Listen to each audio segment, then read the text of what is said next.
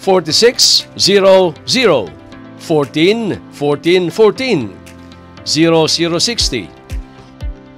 May ideya ka ba kung para saan ang mga numerong ito? Numero sa sweepstakes? Score sa basketball?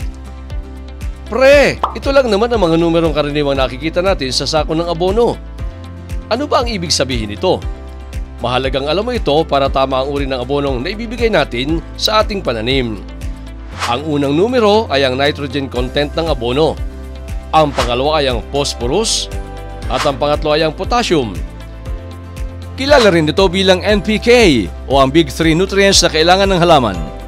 Ang tatlong nutrients na ito ang itinuturing na primary macronutrients na kailangan ng halaman, lalo't higit ang palay at mais. Sa lahat ng nutrients, isa sa may pinakamahalagang gampanin sa paglago ng halaman ang nitrogen. Itinuturing itong isa sa pinakamahalagang nutrient na kailangan ng halaman para magpatuloy ang kanyang function at maging epektibo ang proseso ng paglago.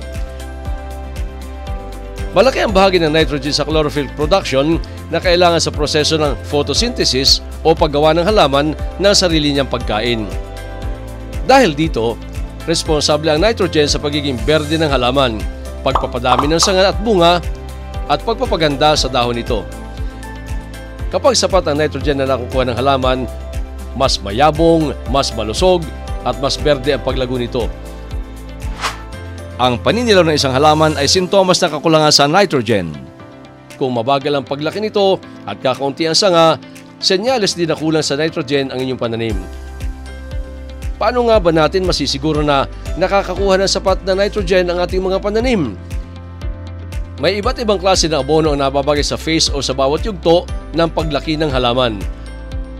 Bago at habang nagtatanim, mainam ang paggamit ng mga abonong kumpleto sa tatlong nutrients na nitrogen, phosphorus at potassium. Makukuha ang mga sustansyang ito sa mga abonong katulad ng basal, basal plus zinc at high grow.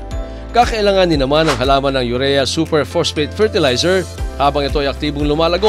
Samantala, top dress naman ang mainam na ilagay na abono bago ito mamunga o bumuo ng mga butil. Hanggat maaari, hindi dapat mahuli ang paglalagay ng nitrogen dahil ito ang pangunahing kailangan sa lahat ng yugto ng paglago ng halaman. At para lumaki itong malusog at makapamunga. Pre, gusto mo ba ng gabay para sa tamang pag-aabono? Mag-download at mag-install lang ng Atlas Fert Expert. Instant kang makakapag-generate ng rekomendasyon para sa iyong pananim. Tiyak kung wala kang makakaligtaan, makikita mo sa iyong generated recommendation ang kompletong schedule ng pag-aabono at mga karagdagang payo para sa mas maraming ani at kita. Di kalidad na Abono Plus Astig na mobile app na tsak na makatutulong sa atin. Solve na solve tayo dito, pre. Sa Atlas mo lang mahanap yan. Sama-sama tayo sa masaganang ani. Abangan ang mga kasunod pang videos. Maraming salamat. #Atlas lang malakas.